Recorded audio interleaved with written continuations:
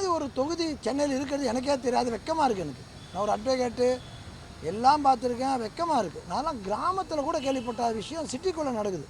ஒரு அடிமைத்தனம், நிறைய விஷயம். ஒரு பொண்ணை போய் ஏதோ ஓட்டு போடல, சப்போர்ட் பண்ண டிவி கேட்குன்ட்டு, டேய் இதை புடுறா, இதை இந்த ஜாக்கெட்டை பிடிச்சி விடான்னு சொல்கிறேன். அந்த ஊரில் கேட்கறதுக்கு பயப்படுறாங்க. இந்த சினிமாவில் வரும் தெரியுமா, ஒரு வில்லன் வரும்போது அப்படியே லெஃப்ட் ரைட்டில் திரும்புகிற மாதிரி எல்லாரும் ஓடி ஒழிஞ்சிக்கிறாங்க. இந்த மாதிரி அராஜகம் நான் பார்த்ததே கிடையாது. சரி, அதை அப்படி மிரட்டிக்கிட்டு ஓட்டு வாங்க வச்சுருக்கான்னு பார்த்தா ஆட்டை கட்சி மாட்டை கட்சி கேண்டிடேட்களே வந்துட்டார். வேட்பாளர்களே வந்து உன்னை போட்டுருவேன்னு சொல்லி பக்கத்தில் அவ்வளோ போலீஸ் நிற்குது. நாங்கள் போய் போலீஸ் கம்பெனிக்கும் போலீஸ் எல்லாம் வருது. போலீஸ் எல்லாம் வந்து நான் வெளியே போயிட்டா வேனில் வந்து எங்காலும் வெட்டி சார்ஜ் பண்ணி கூப்பிட்டு வராங்க. அப்போ இதே கமிஷன் ஆஃபீஸர் சொல்லி நின்று சொல்கிறேன், போலீஸில் நல்லவங்க இருக்காங்க. நானும் எங்கள் தாத்தா எங்கள் மாமா எல்லாருமே டிபார்ட்மெண்ட் தான். நான் போலீஸை என்றைக்கும் மதிக்கிறேன். ஆனால் தப்பான போலீஸ்க்கு நான் என்றைக்குமே உடனே போக மாட்டேன். உங்களுக்கு தெரியும், நல்லவங்களுக்கு தான் மரியாதை. அதில் வந்து பார்த்தா அங்கே இருந்த போலீஸ் ஆல்மோஸ்ட் ஒரு 50 டு கான்ஸ்டபிள் லெவலில் எஸ்ஐ லெவலுக்கு விட்டுருங்க. அவங்களாம் பாவம், மேலே எடுத்து சொல்கிறத அவங்க செஞ்சாகணும். ஒரு ஐபிஎஸ் ஆஃபீஸர் செய்கிறாருங்க தப்பு, ஒரு அசிஸ்டன்ட் கமிஷனர் செய்கிறார் தப்பு. என்ன அராஜகம்! இதெல்லாம் முடிவு கட்டுவேன். என்னுடைய உயிர் வாசல் எது போனாலும் கவலைப்பட மாட்டேன். இது முடிவு கட்டாமல் விட மாட்டேன். ஒரு கவர்மெண்ட் ஆஃபீஸர் கவர்மெண்ட் சம்பளத்தை வாங்கிக்கிட்டு ஒரு மினிஸ்டருக்கு ஒரு சேலரி வாங்கின மாதிரி இருக்காங்க. என்ன கொடுமை இது! ஒரு போலீஸ் அவங்கெல்லாம் கீழே இருக்கவங்களை விட்டுருங்க, பாவம் அவங்களுக்கு. ஒரு எஸ்ஐ ரேஞ்சிருக்க பாவம், ஒரு இன்ஸ்பெக்டர் ரேஞ்சிருக்க பாவம். ஒரு மேல் ஆஃபீஸர் பண்ணுறாங்க சார் கண்ட்ரோல் வச்சுக்கிட்டு. நாங்கள் கம்ப்ளைண்ட் பண்ணி வந்து எங்களை அடித்து தூக்கிட்டு போகிறாங்க, எங்கள் ஆளுங்களை அடித்து தூக்கிட்டு போகிறாங்க. அவர் போட்டுருவேன்னு சொன்ன உடனே மோட்டாவாக பண்ண வேணாமா? நான் ஒரு லீகல் அட்வொகேட்டு. நான் கோர்ட்டில் போய் கூட ஆர்டர் வாங்கி எஃப்ஐஆர் போடுறது ஒரு விஷயமே கிடையாது அவர் மேலே. எனக்கு நான் எப்படி பண்ணணும்னு தெரியும்.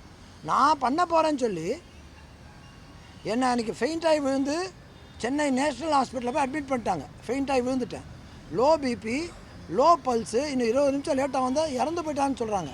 பேண்ட்லாம் கட்டிட்டு ஐசியூ எடுத்துகிட்டு போகணுன்னு சொல்கிறாங்க.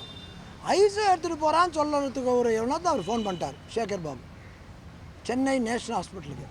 அவங்க டாக்டர்ஸ்லாம் சர்வீஸ் பண்ணுறாங்களா, இந்த ஆளுக்கு பயந்துட்டு இருக்காங்களான்னு எனக்கு புரியல. ஃபோன் பண்ணி சொல்லி உடனே டிஸ்சார்ஜ் பண்ணுங்கள் அப்படின்னு சொல்லி, சார் நான் அன்கான்ஷியஸில் இருக்கேன். அவங்க சொல்கிறாங்க எல்லாம் பேண்ட் போடுறாங்களாம், பேண்ட் போட்டு ஜிஹெச்சுக்கு எடுத்துகிட்டு போகணுன்னு சொல்கிறாங்க. அப்போ நான் வந்து ஃபெயிண்ட் ஆகி போய் வந்து ஸ்ட்ரெச்சரில் கூப்பிட்டு போனாங்க. எல்லா வீடியோஸும் இருக்குது.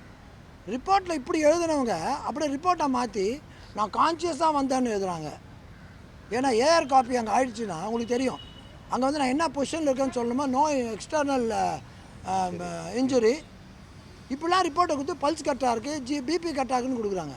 இவங்களாம் ஏன் டாக்டருக்கு படித்தாங்கன்னு தெரில. டாக்டருக்கு படித்து சர்வீஸ் பண்ணிவிட்டு ஒரு உயிரோட விளையாடி அவராக முக்கியம். அவர் பண்ண தப்பெல்லாம் முடிஞ்சு போச்சு. பட் ஆனால் ஒரு உயிரோட விளையாடி திருப்பி ஜிஹெச் போனாங்க. அதுக்கப்புறம் எங்கள் ஆளுங்க எடுத்துகிட்டு போய் அப்போலோன்னு ஒரு பொய் சொல்லி அவர் அப்போலோவில் பேச போகிறான்னு சொல்லி நான் போய் ஒரு சிம்ஸில் போய் அட்மிட் பண்ணேன். இவ்வளோ பெரிய அராஜகம் நான் பார்த்துருக்கேன். என்ன மாதிரி நான் தைரியத்தின் உச்சி.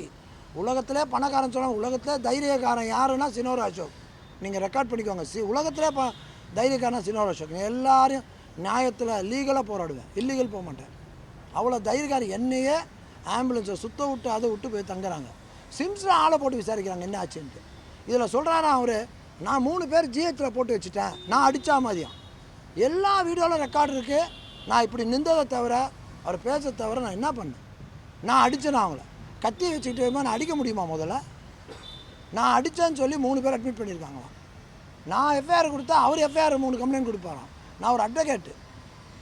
ஒரு அட்வொகேட்டுக்கு எது முக்கியம்னு தெரியாதா? எஃப்ஐஆர்லாம் எங்களுக்கு எப்படின்னா, உண்மையான போட்டு எஃப்ஐஆரே நாங்கள் ஃபைட் பண்ணுறாள், உண்மையாக தப்பு பண்ணிட்டு பண்ணுறதுக்கே நாங்கள் வந்து பண்ணுறாள். பொய்யான கம்ப்ளைண்ட் கொடுத்து போகிற எஃப்ஐஆரை நாங்கள் குழந்தைகளை விளையாடுற மாதிரி விளையாடுவோம். அது அவருக்கு தெரியாது. இவர் எல்லாரையும் கோழைகளை பார்த்துருப்பார். என்ன மாதிரி வீரனை சந்திக்கல அவர். 4ஆம் எலெக்ஷன் ரிசல்ட்டுக்கு அப்புறம் அவர் சந்திப்பார். என்ன சார் நீ பண்ண தப்புக்கு 3 பேரை வச்சு மேலே கம்ப்ளைண்ட் கொடுத்தா நான் பயந்துருவேன். நீ 3 இல்லை 300 பண்ணு, எஃப்ஐஆர் பண்ணால் கவலைப்பட மாட்டேன். ஏன்னா நான் தப்பு பண்ணல, நான் கடவுளை நம்புருவேன். நீ கடவுள் ஒரு திருடம் போய் நான் செயின் ஸ்நாச் பண்ண போகிறேன், கடவுளே என்னை காப்பாற்று, 100 தேங்காய் உடைகள் 101 தேங்காய் உடைப்பேன் காப்பாற்றிடுவானா? தப்புக்கு காப்பாற்றுவானா கடவுள்? நீ தப்புக்கவே உன்னை இவ்வளோ தூரம் எம்எல்ஏ ஆகி 10 வருஷம் அழகு பார்த்துருக்கானா? நான் தப்பு பண்ணால் என்னை அழகு பார்ப்பாரான் கடவுள். இனிமேல் அன்றைக்கி இருக்கு உனக்கு ஆரம்பிச்சிச்சு. எங்கள் துறைமுகம் தொகுதிக்கு ஒரு நரகாசுரன் வந்து அழிஞ்சு போய் 4ஆம் தேதி அன்றைக்கி தான் தீபாவளி எங்கள் துறைமுக தொகுதியில். அடிமத்தனத்தின் உச்சி சார். ஒரு 5க்கு 5 ரூம் உள்ள வீட்டுள்ள பூந்து போய் ஒருத்தர் கத்தியை வாங்கி கெட்ட வார்த்தை சொல்லி வெட்டி டிவி கேட்க போறியான்னு போய் அந்த பையன் வரவே இல்லை சார். இன்றைக்கி வந்து சொல்கிறான் ஒரு லேடியை ஓட விடுறோம். என்ன சார் இது போலீஸ் எதுக்கு சார்? போலீஸு எதுக்கு சார்? கமிஷன் ஆஃபீஸு என்ன சார் ஜனநாயகம்? நீ என்ன சம்பாதிக்கிறதுக்காக போலீஸ் உட்காந்துட்ருக்கீங்களா? நான் பேசுறது தப்பான போலீஸுக்கு சொல்கிறேன். ஐ சல்யூட் தி போலீஸ், ஆல்வேஸ் நான் ரெஸ்பெக்ட் தி போலீஸ். இப்போ இந்த அடிஷனல் கமிஷனர் பார்த்துறோன்னு நம்பி தான் இப்போ கொடுத்துட்டு வந்திருக்கேன். அவர் மேலே நியாயம் கிடைக்கும்னு நம்பி கொடுத்துட்டு வந்திருக்கேன். கம்ப்ளைண்ட் அவர் மேலே எஃப்ஐஆர் போடுறது கிடையாது, என்னுடைய உயிர் பாதுகாப்புக்கு. சொல்கிறீங்கல்ல சார், ஒரு புலி ஒரு சிங்கம் அழிஞ்சு போகக்கூடாதுன்னு சொல்லி அந்த புலி சிங்கத்தை ஊர்லேருந்து எடுத்துகிட்டு வந்து வளர்த்து அந்த இது அழிஞ்சிடக்கூடாது அப்படின்னு ஜீன் அழிஞ்சிடக்கூடாதுன்னு பண்ணுற மாதிரி நான்லாம் வந்து என்னை பற்றியா நான் சொல்லக்கூடாது. நான் ஒரு வித்தியாசமான மனிதர், கரப்டட் இல்லாத மனிதர். எனக்கு வந்து உயிர் பாதுகாப்பு கேட்டு நான் பெய்டு இதுதான் கேட்குறேன். அது கொடுத்து அப்படி சார் இதனால் சண்டாண்டு சார். அவர் திருப்பிறதே அவர் பழக்கம் சார். அதாவது நான் உள்ளே உட்காந்துட்ருக்கேன்.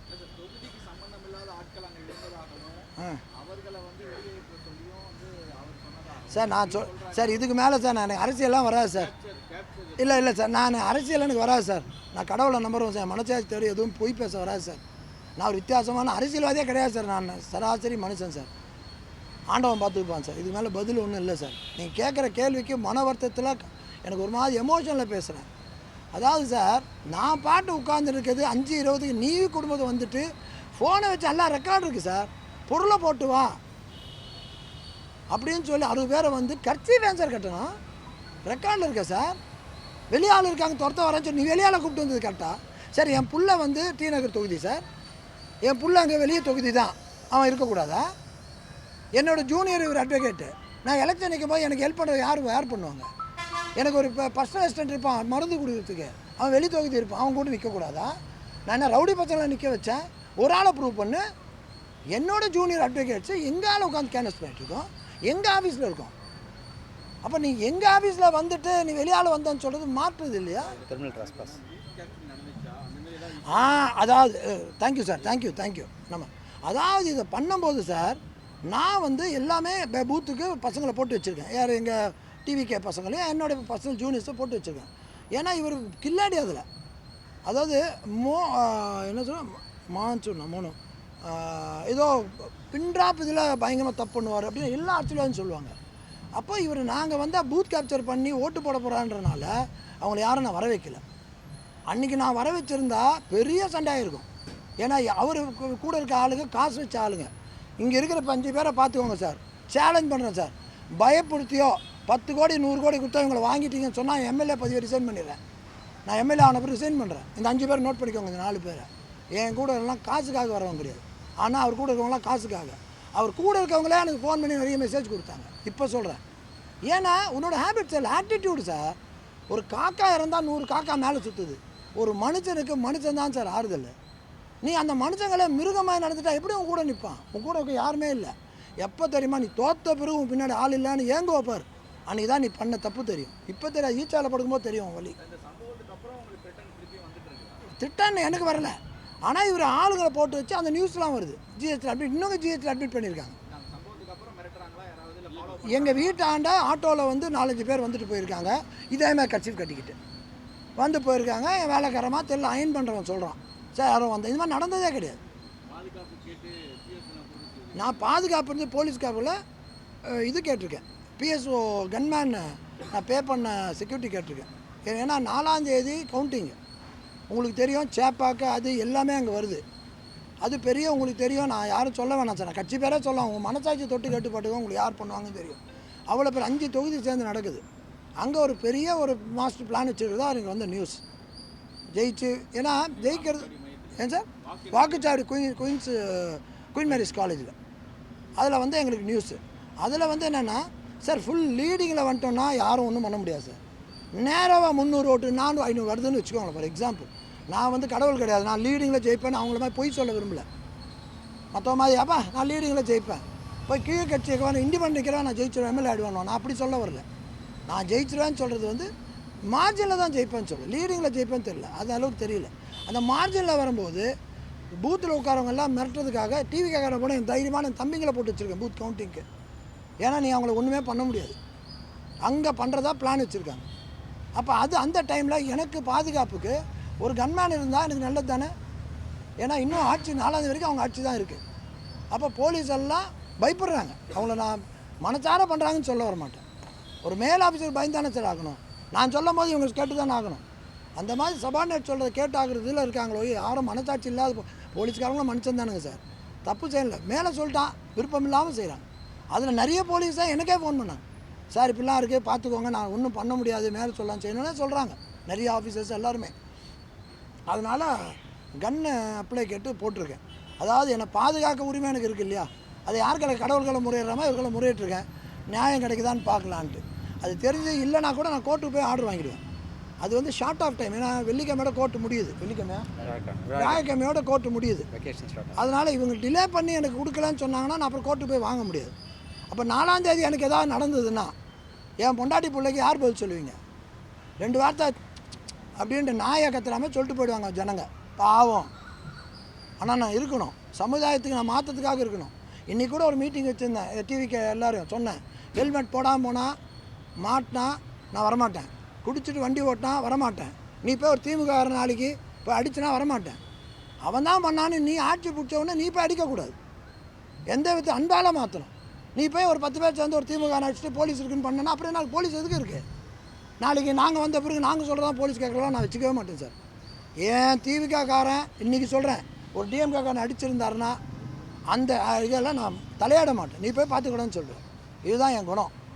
எல்லா மனுஷனும் ஒன்று தான், நீ கட்சியில் இரு, இதுதான் என்னோடய ஸ்டைல்.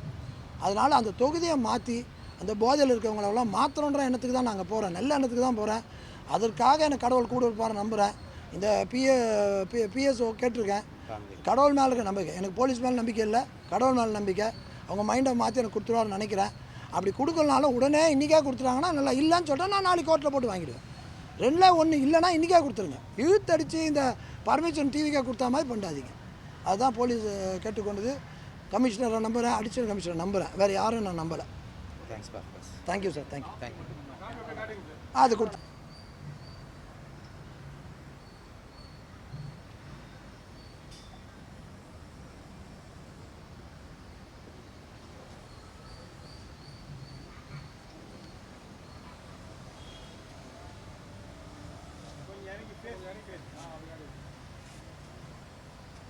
கொஞ்சம் மேலே கொஞ்சம் நம்ம கை இந்த பக்கம் ரெசிப்ட் அவங்க வாங்கின ரெசிப்ட் காமிக்கணும். ரெசிப்ட்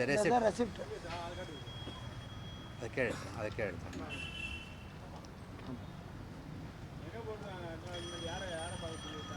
இல்லை சார், அடிஷனல் கமிஷனர் பார்த்துருக்கேன், நார்த்து ஜேசி காமிச்சிருக்காங்க, நார்த் ஜாயின்ட் கமிஷனர் காமிச்சிருக்காங்க.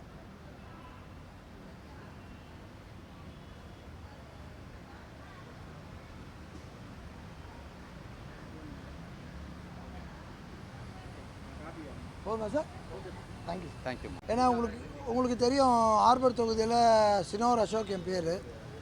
அங்கே ஹெச்ஆர்என்சி மினிஸ்டர் சேகர் பாபு எதிர்த்து அங்கே நின்றேன் டிவிக்கு சார்பாக. அதில் ஓட்டு முடிகிற அன்றைக்கி 6 மணிக்கு ஓட்டு முடிகிறதுக்கு முன்னாடி 5:20க்கெலாம் வந்து என் ஆஃபீஸ் ரெகனைஸ்டாக என் கட்சியோட அலையன்ஸ் ஆஃபீஸ் உட்காந்துக்கும் போது ஆஃபீஸ் வாசலில் ஒரு 50-60 பேரோட வந்து பொருளை கொண்டான்னு சொல்லி எல்லா கத்தியோடையும் கர்ச்சீஃப் கட்டிக்கிட்டு வர வேண்டிய அவசியம் என்ன சார்? ஒரு கர்ச்சீஃப் கட்டிட்டு வர வேண்டிய அவசியம் என்ன? ஒரு மாஸ்க் போட்டுருந்தாலும் பரவாயில்ல. அப்போ வந்து ஒரு முடிவோடு வந்திருக்காங்க, வந்து போயிட்டு என்னை வயிற்றில் வந்து இந்த 2 செல்ஃபோன் வச்சுருந்தார், வயிற்றில் குத்தி உன்னை போட்டுருவேன்னு சொன்னார். போட்டுருவேன்னு சொல்லி 2 மணி நேரம் சொன்னார். அதுக்கப்புறம் பார்த்தா நேற்று நைட்டு எங்கள் டீ ஏரியாவில் சந்தேகப்படுற அளவுக்கு எங்கள் ஏரியாவில் ஒரு 4 ஆட்டோவில் வந்துட்டு போயிட்டுருக்காங்க, அதெல்லாம் பண்ணிட்டுருக்காங்க. இப்போ 4ஆம் தேதி எங்களுக்கு எலெக்ஷன் கவுண்டிங்கு குயின் மேரிஸ் காலேஜில். அதனால் இது வந்து நான் நார்மல் ப்ரெஸ் மீட்டாக மொத்தம் தயவுசெய்து எடுத்துக்காதீங்க. உங்கள் பிரதர்ஸாக நான் சொல்கிறேன், வயசில் பெரிய வந்தால் அண்ணன், வயசில் சின்ன வந்தால் தம்பியாக நான் சொல்கிறேன். இப்போ சொசைட்டியை மாற்ற வேண்டிய டைம் இது ப்ரெஸ்ஸு, நீங்கள் சம்பளம் இதெல்லாம் தான் மறந்து நியாயத்தின் பின்னாடி தயவுசெய்து நில்லுங்க. நான் பாட்டு என் கேன்வஸ் தான் பண்ணிகிட்ருக்கேன். நான் ரோட்டில் போகும்போது இஷ்யூ வந்துருந்தால் பரவாயில்ல, என்னோடய ஆஃபீஸை வந்து கூப்பிட்டு மட்டானா அந்தளவுக்கு பீகார் ஆகலை நம்ம நாடுன்னு நினைக்கிறேன். எனக்கு 60 வயசு ஆகிடுச்சு.